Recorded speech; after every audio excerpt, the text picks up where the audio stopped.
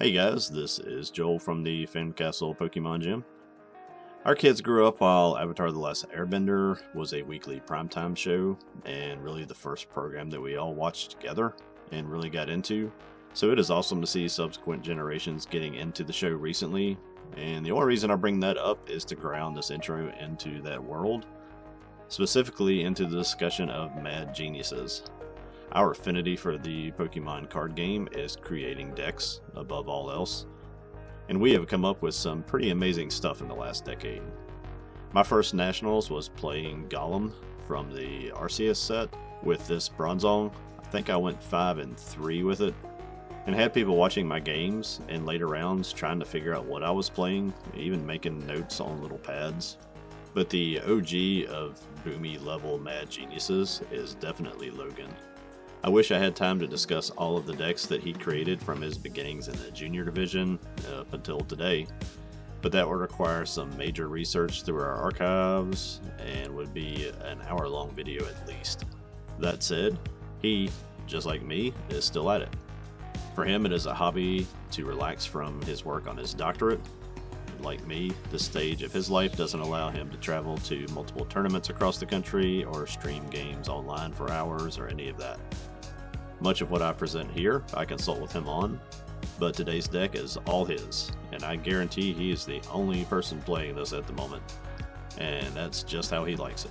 Today's deck centers around Chesnaught V from Silver Tempest, which I don't think ever saw competitive play, but I played with this deck and against this deck, and it is a beast. Chesnaught V is a basic 230 HP grass type with 1 ability, 1 attack, fire weakness, and a whopping 4 energy retreat cost.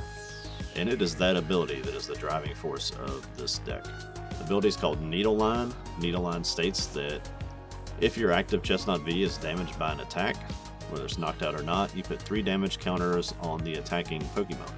This is obviously meant to mimic the spiky shield ability from the video game, but this is much more devastating because this is stackable, which means each Chesnaught V in play gets to do this when the ability is triggered.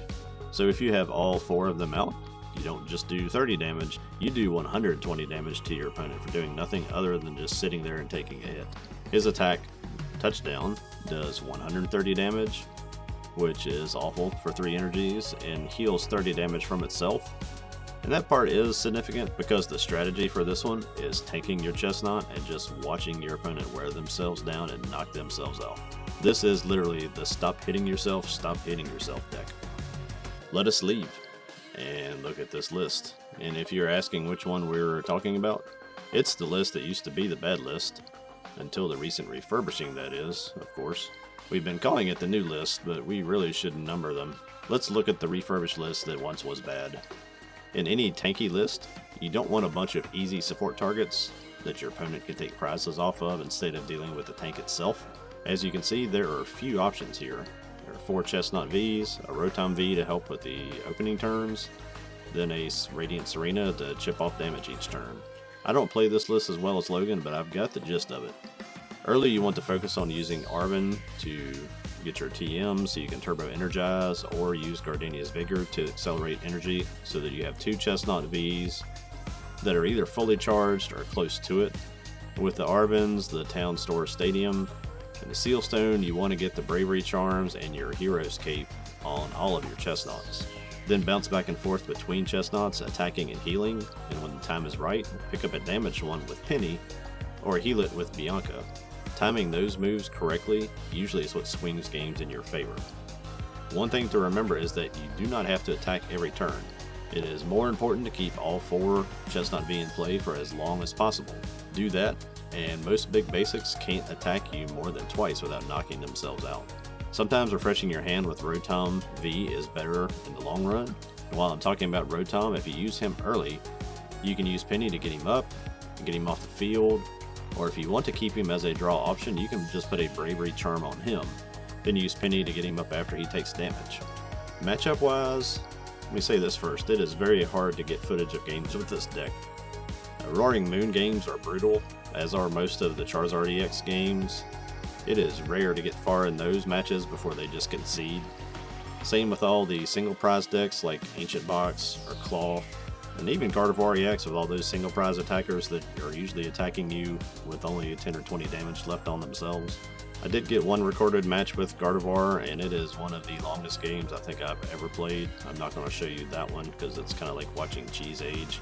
Obviously the big one-hitters like Chien-Pao and Raging Bolt have a big advantage on this one, but I'm not here to give you the secret deck to win worlds. I just want to help keep your mind open to the possibilities, just like Boomy. So let's look at some games.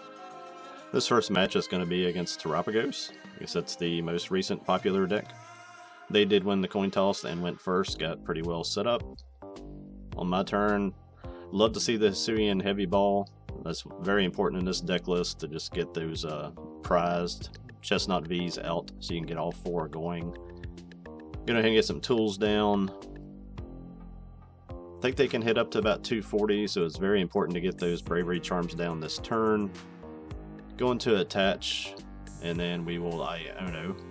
Off the Iono, I get 4 Sealstone and Pokegear. Then I'm just going to go ahead and Insta-Charge. You can see I get a couple of switch carts there, and hopefully that will set up a Gardenia's Vigor play on the next turn to charge up a Chesnaught V. On their turn, they get Energy Attach. Looks like they're really dependent on getting that Noctowl in play, which they did not, so they just pass back to me. Get a Cape and put him on a Chesnaught V. I go ahead and put that Sealstone down, and like I said, I'm going to use that to get Vigor. And then with Gardenia's Vigor, we will charge this Chesnaught V on the bench.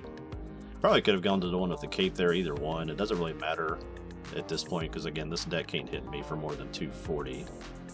We'll attach to the one with the Cape. And then because of that Bouffalant, those 2 Bouffalants in play, it reduces my damage by 60, so I only hit their Bouffalant for 70. I don't know what kind of switch cards they played. Looks like they're having trouble getting one.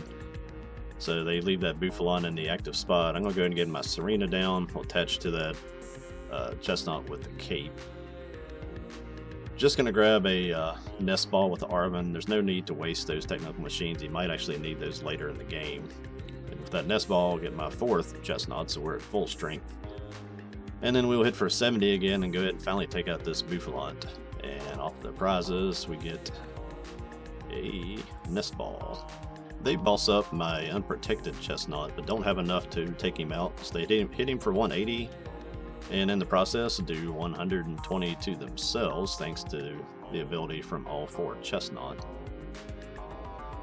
Back on my turn, top a Grass Energy. We'll go ahead and attach it to the one with the Cape. Hopefully trying to get a penny here. I do not. Didn't really need to grab the boss. It's just one of those things you do when you have your mouse in your hand, unfortunately. But so I'm going to research and get the switch cart so I can get this guy out of the active spot. I've got the penny now in my hand, but I can't play it. Then we'll get some healing there from the switch cart, and then also 20 more from the Serena. And then we will attack for straight up 130 this time, which gets us just a little bit closer to the knockout. They finally got a full arsenal of everything going on their side, but they do have to attack with that damaged Terapagos. They hit me for 240, and in doing so, knocking themselves out. They're going to take the full 120 from all 4 Chesnaught V. I think they only had 30 left anyway. Off of those prizes, we get Charm and a Nest Ball. I don't need any more of those. I'm going to go ahead and use Penny, but I'm going to get up that Chesnaught that has no energy on it. We use Switch Card and bring back the one with the Cape. Try to start healing him down a little bit so we have 2 that we can attack with. Put that same Chesnaught back down, put Bravery Charm on him, and then we will attach an Energy and use Serena to heal him a little bit more. And then we will knock out that Gengar. The Gengar is a pretty nice trick in that deck. Gives you a way to always try to get somebody back on your bench and get the full 8. Back on their turn, they got a lot more going. They got 2 of those Crystal Trumpets and charged up 2 Terapagos in the same turn. And then attack me for 240 again. But again, all that's going to do is just get the 120 back on their Terapagos and get them back in range for me. So back to my turn, I don't need to do anything. I'm just going to attack with Touchdown and finish off this last Terapagos. And there is the 6 prize sweep without ever giving up a prize card against what a lot of people think is one of the best new decks. So that's some plus points for Chesnaught for sure. We got one more match here against, I guess we just call it Miraidon, or the Miraidon box. They went first, and of course got set up as that deck always does. Again, I open with a Hisuian Heavy Ball. I'm going to get that Rotom out of the prizes. Also had Serena prize in there. We'll get the Charm down. Attach an energy to the benched Chesnaught. Almost have that Gardenia play available there, but I do not want to throw away my Super Rod. It's a very important card in this deck, so I'm just going to Iono.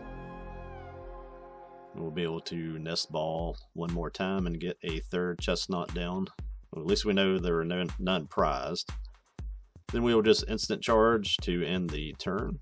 On their turn, they use the Vacuum to knock the Charm off the active Chesnaught, but do not have enough to knock him out, so they hit him for 190. And in the process, they are going to take 90 in return from the Chesnaught V's ability. Back to me, I get a draw Nest Ball. I'm going to go ahead and penny up that one they just damaged. It's also almost one of these matches where you could just sit here and just take the hits and just keep swapping and healing and picking up and just about defeat this deck. But we'll go ahead and get that fourth one down. Going to attach to the benched, and then we will Turbo Energize. This is kind of one where you probably want to mix. You can almost put both of these on one, but you don't want to risk this one guy getting knocked out. So attach one to one Chesnaught, one to the one that had no energy, and that gives you the Gardenia play if you have to go that route. Because I had that TM on that active Chesnaught, he's unprotected, so they were able to come up with Miraidon, making it 230 because of that bench Zapdos. So they'll take the first knockout in this game, but again, they're going to pay the price. In doing so, they're going to take 120 damage in return. So back to me, I send up the one with 2. Get the town store, go ahead and put that down, charge the Chesnaught. Then we'll grab the Hero's Cape off of the town store. Beef him up to 330 HP. Then we're going to grab that Super Rod back with a Bravery Charm from Arvin. Bravery Charm the 1 energy Chesnaught, then go ahead and get this knocked out Chesnaught and 1 energy back in.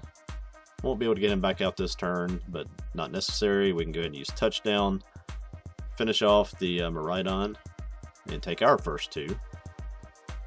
Off of those prizes, get a catching set and an energy.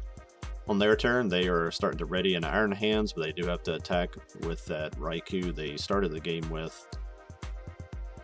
Hit me for 190 again, and just like the first time, they're going to take 90 in return. So I'm going to get the off the town store, go ahead and get the Forest Seal Stone.